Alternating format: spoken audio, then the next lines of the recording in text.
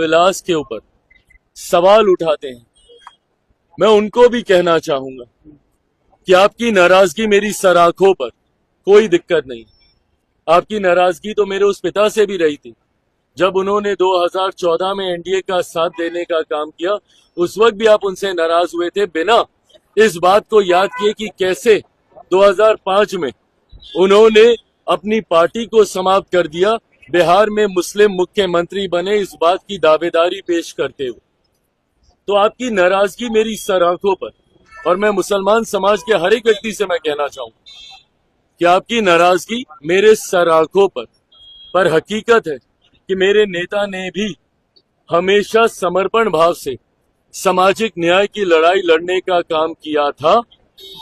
मेरी रगों में भी उन्हीं का खून है, उन्हीं के संस्कार हैं। मैं भी उनकी उस सोच को उतनी ही ईमानदारी से आगे लेकर चलने का काम करूंगा।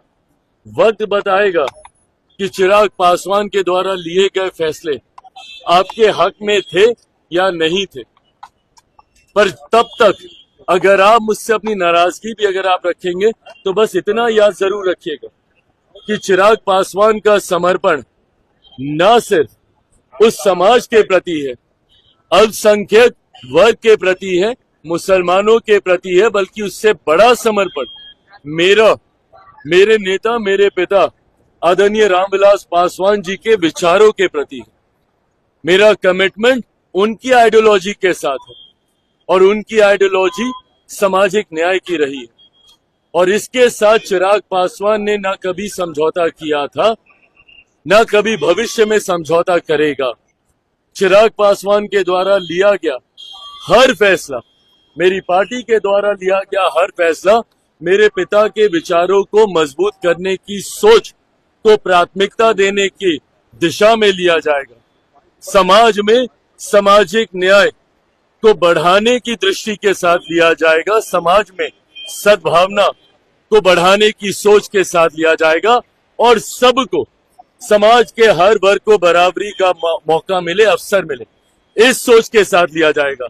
हो सकता है जैसे इसके पूर्व में भी हुआ, आज शायद लोगों को इस पर यकीन ना हो, पर आने वाला समय बताएगा कि इस फैसले को लेने से पहले हर बिंदु पर विचार किया गया। हम लोगों की भी चिंता थी जब ये विधेयक सामने आया, जेपीसी की मांग हम लोग के द्वारा की गई थी। हम लोग चाहते थे कि इस पे एक विस्तृत चर्चा हो। पार्टी की तरफ से हमारे सांसद अरुण भारती जी ने जेपीसी में अपने पक्ष को रखने का काम किया।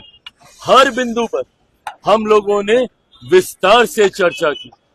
जहां पे हम लोग की शंकाएं थी, जहां पे हम लोग को इसको लेकर चिंताएं थी, शंकाएं थी, उसको भी हम लोगों ने वहां पे रखने का काम किया।